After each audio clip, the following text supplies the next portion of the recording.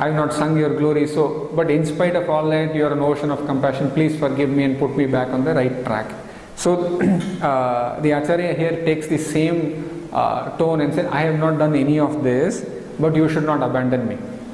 Why? Just like a mother who is compassionate to her child, no matter what mistakes the child does, she forgives those mistakes and still takes care of the child with love and affection. In the same way, O mother, you should please take care of me. Is the prayer in this set of 4 lines. And he says, Vidyam Shuddhan Cha Buddhim, O Kamala Jadayite, you should please, having forgiven all my omissions and commissions, please bless me with Chitta Shuddhi, purity of mind, and Atma Vidya. You should do that. In the next verse, he talks about the most important prerequisite, the qualification, the 4-fold qualification that is required to enter into Atma Vidya, into Vedanta Vichara. So the penultimate shloka goes like this. Shantyadya sampado me vitara shubhakarir nitya tadbinna bodham vairagyam mokshavancham api lagukalaya shri shiva sevyamane vidya tirthadi yogi pravaraka sarojata sampujitangre vidyam shuddhancha buddhim kamala jadayite Satvaram dehi mahyam.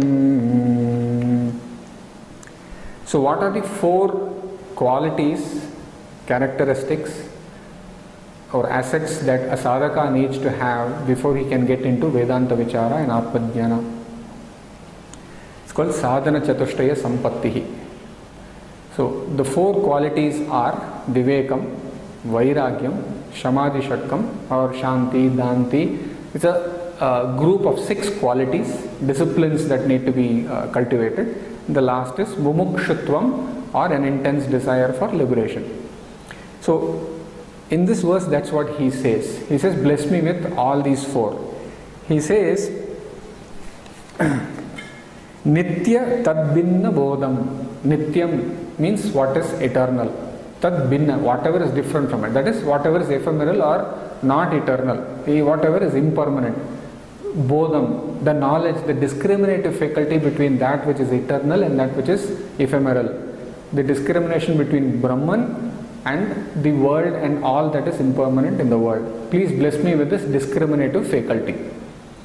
A person who has acquired this discriminative faculty naturally acquires a second qualification, which is called Vairagyam. Because once you have discriminated and knows that all the things around me are impermanent, why would I have a fascination for them? Because I know they will all go away. I get pain when I have to acquire them. I get pain when I have to maintain them. Then when the object dies or breaks or leaves and goes away, I get more pain. So when there is this knowledge that all that is impermanent, there is no point in my being dependent on them. I need to be independent. Independence is happiness. Independence is peace of mind. Dependence on objects means pain, means depression.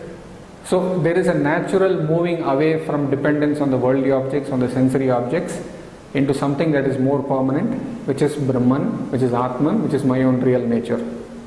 So he says, the first is Vivekam, this discriminative faculty. The second is the Vairagyam that automatically dawns on the dawn of this discriminative faculty. The third is the group of 6 qualities called Shama, Dama, Uparama, Shraddha, Titiksha and Samadhana. So Shama means mind control. My mind goes all over the place. It is never able to sit at one place. If I sit for japa, the japamala is rotating in my fingers. My tongue is saying the nama of Bhagavan and rotates inside my mouth. But my mind will rotate around the 3 worlds. Because I have to meet this person, I have to talk to that person on the phone, my job requires me to do this. So my mind is preoccupied and engaged in so many other things. So there is no control of the mental faculties. So bless me with mind control. And here he uses the word Shantihi for that. A calm, peaceful mind that is collected. Then Damaha is sensory control. Because the mind operates into the outside world through the senses. The senses drag the mind outside as it were. So help me control the senses. The third is Uparamaha. Having acquired a fair amount of control on both, I don't want a relapse. I don't want to lose control, so help me retain that control, which is the third quality, the third discipline that needs to be cultivated, uparamaha. The fourth is titiksha. Titiksha means forbearance, the ability to face adverse or unfavorable conditions in our life with equanimity. Whether it's success or failure, whether it's heat or cold, right? Today I have a good health, tomorrow I may not have good health. Whatever be the circumstances, I am not perturbed by them, and I go on with life the way I need to be, in a calm, composed manner. So that quality is titiksha. Then we have shraddha. We saw shraddha, astikya buddhim in the third verse. So belief, faith, intense belief and faith in my guru and the scriptures, that is shraddha. The last is samadhana, which is an intense focus on the goal of my life, which is moksham. I want this. This is the path in which I will be. So that constant focus in my life on my spiritual pursuit is samadhana. This hexet, this group of 6 disciplines or qualities is the third of the sadhana chaturashtaya sampattihi. And the last one is mumukshutvam, which means intense desire for liberation. It is not middling desire. If I get it, it's okay. If I don't get it, that's also okay. It's not that kind of a desire. It is, I cannot do without it. The feeling is that I will not be able to live for one more minute without that.